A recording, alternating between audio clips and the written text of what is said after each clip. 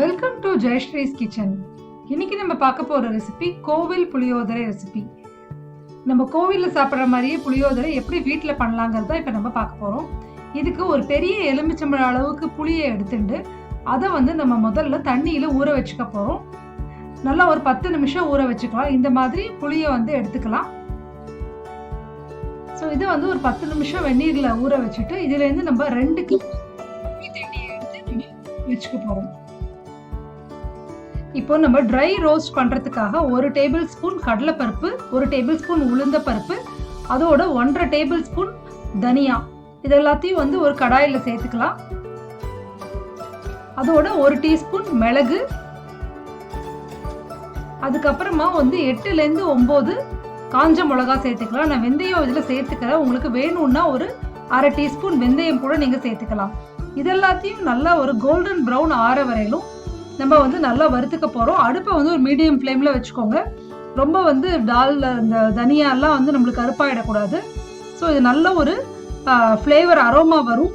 அப்போ இந்த பருப்பெல்லாம் கொஞ்சம் லைட்டாக கோல்டன் ப்ரௌன் ஆகும்போது நம்ம இதில் எள்ளு சேர்த்துக்க போகிறோம். நான் இதில் 1 டீஸ்பூன் வெள்ளை எள்ளு சேர்த்துக்கிறேன். நீங்கள் உங்களுக்கு கருப்பு எள்ளு வேணும்னா கூட இதில் சேர்த்துக்கலாம். கருப்பு எள்ளு கலர் கொஞ்சம் புளியோதரையோட கலர் இதுவாக கொடுக்கும், கொஞ்சம் டார்க்காக கொடுக்கும். அப்படி உங்களுக்கு வேண்டாட்னா நீங்கள் வெள்ளை எள்ளே சேர்த்துக்கலாம். ஸோ இது எள்ளு ரொம்ப ஃபாஸ்ட்டாக நம்மளுக்கு இதுவாகிடும். ஸோ நீங்கள் அடுப்பை ஆஃப் பண்ணிவிட்டு கூட ஒரு ஃபியூ செகண்ட்ஸ்க்கு அப்புறம் அடுப்பை ஆஃப் பண்ணிவிட்டு கூட இதை வறுக்கலாம். ஸோ எள்ளு நல்லா இது மாதிரி வெடித்து இதுவாக கோல்டன் கலர் ஆகும்போது நம்ம அடுப்பை ஆஃப் பண்ணிடலாம்.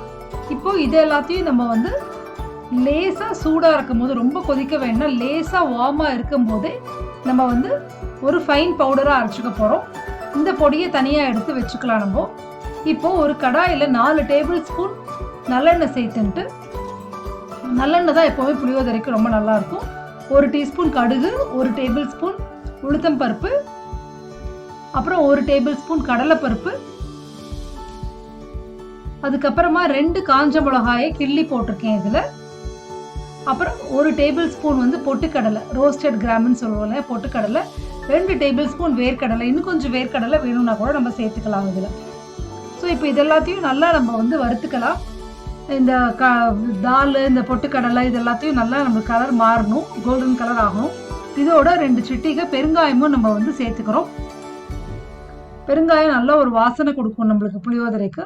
இப்போது இந்த பருப்பெல்லாம் நல்லா கோல்டன் கலர் ஆகிற வரையிலும் நம்ம ஒரு மாதிரி மிதமான சூட்டில் வச்சு நல்லா இதை நம்ம வறுத்துக்கலாம்.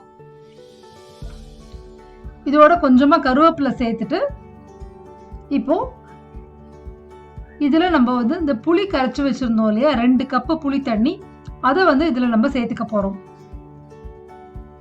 ஸோ புளி கரைச்சல் இந்த மாதிரி சூடாக இருக்கிறதுல விடும்போது நீங்கள் பிகினராக இருந்தீங்கன்னா அடுப்பை நல்லா சிம்மில் வச்சுட்டு விடுங்க. அப்படி இல்லைன்னா அடுப்பை ஆஃப் பண்ணிட்டு விட்டால் கூட பரவாயில்ல. அதுக்கப்புறமா 1/2 டீஸ்பூன் மஞ்சள் தூள், அப்புறம் உப்பு தேவையான அளவுக்கு சேர்த்துட்டு, அதுக்கப்புறமா நம்ம இந்த அரைச்சி வச்ச பொடியை சேர்த்துக்க போகிறோம். நம்ம லாஸ்ட்டாக அந்த சாதம் பிசையும் போது போடுறதுக்கு சும்மா ஒரு டீஸ்பூன் வச்சுட்டு பாக்கியை இதில் சேர்த்துட்டுலாம். அது வச்சுக்கணும் கூட அவசியம் கிடையாது, எல்லா பொடியும் இதிலேயே சேர்த்துக்கலாம். அடுப்பை நல்லா சிம்மிலே வச்சுக்கோங்க. ஏன்னா இந்த பொடியெல்லாம் இந்த புளி தண்ணி ரொம்ப சூடாக எடுத்துன்னா அப்புறம் நம்மளுக்கு கட்டி தட்டி போயிடும்.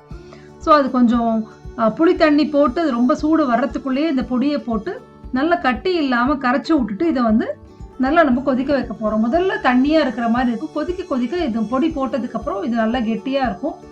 இதில் ஒரு 1/2 டீஸ்பூன் வெல்லம் சேர்த்துக்கிறோம். வெல்லம் சேர்க்குறச்சு நம்மளுக்கு இந்த உப்பு காரம் எல்லாம் நியூட்ரலைஸ் பண்ணி ஒரு மாதிரி நல்லா இருக்கும். வெல்லத்தோட டேஸ்ட் ரொம்ப தெரியாது. இப்போது இது நல்ல ஒரு செமி திக்கு கிரேவியாக நம்மளுக்கு வரணும். எப்போவுமே புளிக்காய்ச்சல் பண்ணுறச்சு சைடில் அடுப்பில் எல்லா இடத்துலையும் தெரிக்கும். உங்களுக்கு வேணும்னா ஒரு மூடி போட்டு மூடிக்கலாம், அப்பப்போ எடுத்து கிளறி விட்டுக்கலாம். இப்போ பார்த்தீங்கன்னா இது நல்லா ஒரு செமி திக் கிரேவியாக நம்மளுக்கு ஆயிட்டுருக்கு. ஆற ஆற இன்னுமே நல்லா நம்மளுக்கு கெட்டியாயிடும். இந்த மாதிரி ஒரு செமி திக் கிரேவியாக வரும்போது நம்ம இதை அடுப்பை ஆஃப் பண்ணிடலாம். நீங்கள் லாஸ்ட்டாக இறக்கிறதுக்கு முன்னாடி ஒரு 2 ஸ்பூன் நல்லெண்ணெய் விட்டு கூட இறக்கினா ரொம்ப நல்லாவே இருக்கும்.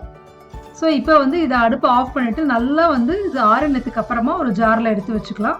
இப்போ புளியோதரை பண்ணுறதுக்கு 1 கப்பு சாதம் குக் பண்ணது வச்சுருக்கேன். அதில் ஒரு 2 டீஸ்பூன் நல்லெண்ணெய் விட்டு இந்த சாதத்தை நல்லா ஜென்டிலாக வந்து நம்ம எடுத்து இது மாதிரி உதிராக சாதத்தை இது பண்ணி வச்சுக்கணும், ஆற வச்சுக்கணும். இதில் நான் வந்து 2லேருந்து 3 டேபிள் ஸ்பூன் இந்த புளிக்காய்ச்சல் பண்ணி வச்சுருக்கோம் இல்லையா, அதை வந்து சேர்த்துக்கிறேன். இப்போ இந்த பொடியை வந்து நம்ம போட்டுக்கலாம் மேலே. இந்த அரைச்சி வச்சோடனே முதல்ல இது வந்து ஆப்ஷனல் தான், ஆனால் இது நல்ல ஒரு ஃப்ளேவர் கொடுக்கும். இப்போது சாதத்தை உடச்சிடாதக்கி நல்லா வந்து நம்ம இதை வந்து ஜென்டிலாக வந்து எல்லா இடத்துலையும் ஈவனாக இருக்கிற மாதிரி நம்ம பரப்பி விட்டுக்கலாம். இப்போ இதுவே சாதம் வந்து நீங்கள் ட்ராவலுக்கு எடுத்துகிட்டு போகிறீங்க, இல்லை ரொம்ப நேரம் கழிச்சு தான் சாப்பிட போகிறோம் அப்படின்னா நல்லா தாராளமாகவே புளிக்காய்ச்சல் போட்டு பிசைஞ்சிடலாம்.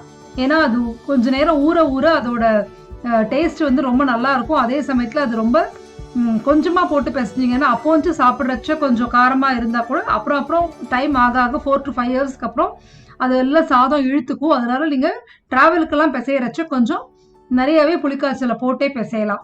இப்போது இந்த கோவில் புளியோதரை நம்மளுக்கு ரெடி ஆகிடுது.